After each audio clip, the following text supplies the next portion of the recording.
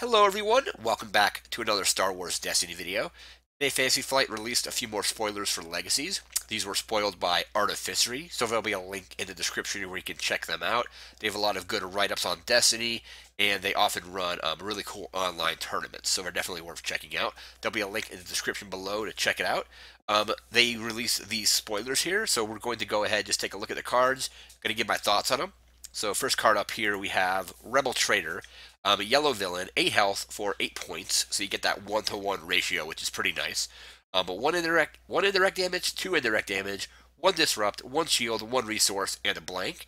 After you activate this character, you may force an opponent to activate one of their characters as their next action this round, if able. So the damage side, so you have the 2 damage sides there. The rest of the stuff is pretty standard. Nothing spectacular, really, but you have the 2 damage sides. But this ability is really interesting. So after you roll this guy out, you force your opponent to roll in one of their characters. This could be really good against something like, let's say, a Palpatine deck, where they're only running one character, so they're only going to be able to roll that one character out. If you do this, let's say the first action of a game, it's pretty interesting because then if they're playing like a single character deck, they don't have the option to put an upgrade on that character, wait a turn, maybe put another upgrade on, and then roll out. They're kind of just forced to roll that character out right away, and it can kind of mess with their turn as far as being able to put upgrades on and things like that. Again, like I said, with Palpatine, I can see this being played a lot against him because, let's say, first action, roll this out, make them roll out Palpatine. They can then play an upgrade on Palpatine, but then they're forced to resolve whatever dice he rolls out without any possible upgrade, maybe because the upgrade wasn't played by the time that he was activated. So something like this could really mess with an opponent's turn. You can run 2 of these guys at 16 and still have room for like a 14-point elite, maybe like a 7th sister or something like that. It's really going to be really interesting just to see how badly this interrupts your opponent's play because you're making them roll a character out when they might not be ready to do that. So that is the Rebel Traitor. We're going to move into our next card. And next up we have Vandalize, 1 resource, yellow neutral event. Remove a number of your character dice equal to the cost of a support or upgrade in play to discard it.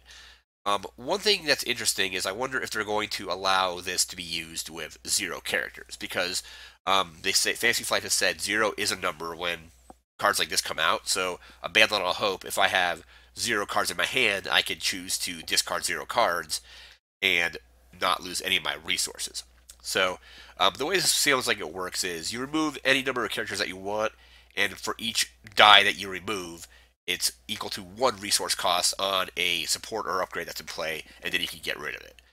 So it's going to be cool they let you do this with 0, so pay 1 resource to essentially get rid of a Force Speed or a Holocron.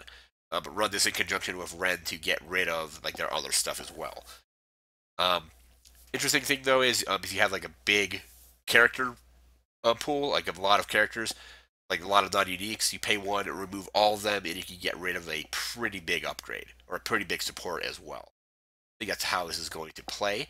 Could be interesting. There's a lot of, like I said, the new Kylo shuttle that we spoiled a couple days ago only costs 2, so you pay 1, remove 2 dice, get rid of that Kylo shuttle. Or not Kylo shuttle, Kylo Starfighter, I should say. His Starfighter, that is a 2-cost legendary that essentially lets you look at their hand and deal damage, indirect damage, equal to the number of cards of any one color that you choose. But this could be an interesting way to get rid of that, get rid of really big upgrades like maybe Master of the Council, Grand Moth. Have 4 characters, you pay 1, remove all 4, and remove that 4-cost support or upgrade. So that is Vandalize. We're going to move into our next card. And finally, we have No Cheating. 0 resources, gray neutral event. Deal damage to an opponent's character equal to the number of additional actions that opponent took during their last turn this round.